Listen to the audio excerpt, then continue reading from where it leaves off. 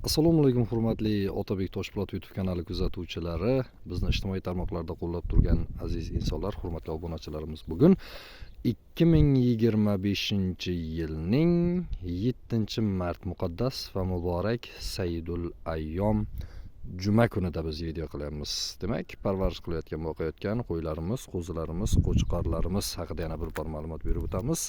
Bizni muntazam kuzatib borayotgan, ko'rib borayotgan aziz insonlar, hurmatli obunachilarimiz uchun bu qo'ylarimiz tanish.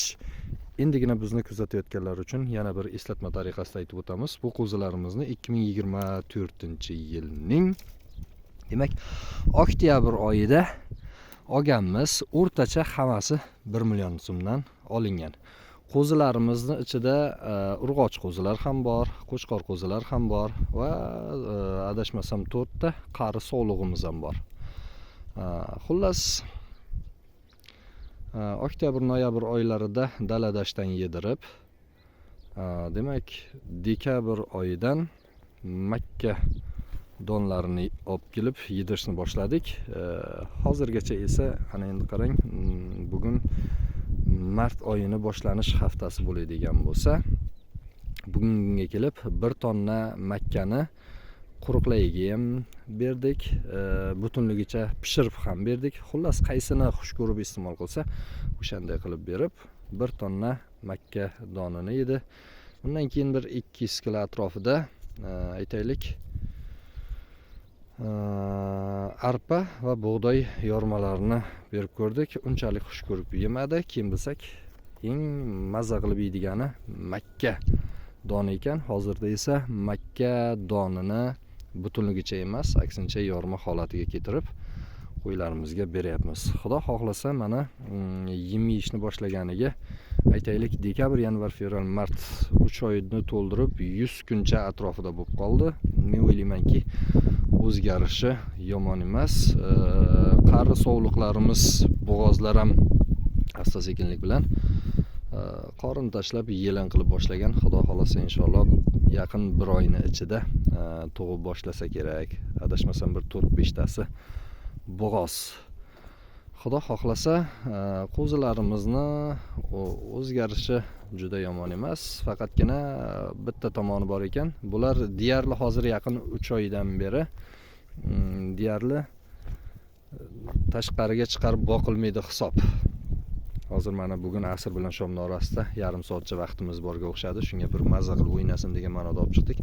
O'shani evaziga bular bir joyda faqatgina yem yeganini evaziga qaysar ma'noda tuyoqlari ozgina o'sib, oyoqlari og'rib qopti. Endi bilsak, har zamonda bir chiqarib aylantirib turish kerak ekan. Bir o'ynab mazza qilib, u yoqdan bu yoqqa yugurar ekan, bu yoqdan u yoqqa.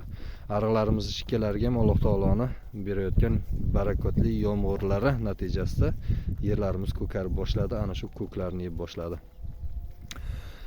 Nasib bo'lsa, bundan bir haftacha oldin ana endi bahor keldi degan ma'noda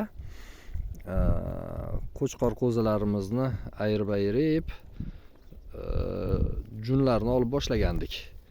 Keyin bilsak, hali birozgina erta ekan. Xudo xolasa ana shu qo'zilarimizda 14-15 kilo go'sht bor degan taxminimiz bor. Inshaalloh Alloh barakasini bersin. Xo'p. Ana shunday qilib urush janjal qilib yemaydi. Hozirgi kunga kelib biz yemni boshida qaysidir ma'noda o'lchab berayotgandik. Hozir yarma holatidagi makkalarimizni o'lchab berish yo'q. Oxirini to'ldirib yem tashlab ketamiz. Yeb bo'lgandan yana to'ldirib qo'yamiz. Demak, biz ana shu qo'ylarimiz hamda qushlar o'zaro kelishib galma-galiga yeyapti. Bizda ana shunaqa gaplar azizlar. Video qilishimning eng asosiy maqsadim shu ediki, muqaddas oyda, muqaddas kunda va qo'shaloq bayramlar ostonasida turgan ekanmiz. Eng avvali azizlarim, Alloh taolo tomonidan farz qilingan mohir Ramazon ro'zalar muborak bo'lsin. Qolaversa, bugungi ulug' va barokatli kun, juma kuni hammalaringizga muborak bo'lsin. obunachilarimiz orasida yoki bizni kuzatayotganlar orasida opa singillarimiz, onajonlarimiz, qizlarimiz bo'layotgan bo'lsa, ertangi ulug' bayram xalqaro xotin-qizlar kuni barchangizga muborak bo'lsin. Alloh taolo chorvalarimizga, dehqonchiliklarimizga, kasb-u kamolotimizga barokat nasib eylesin. Hammalaringizga rahmat.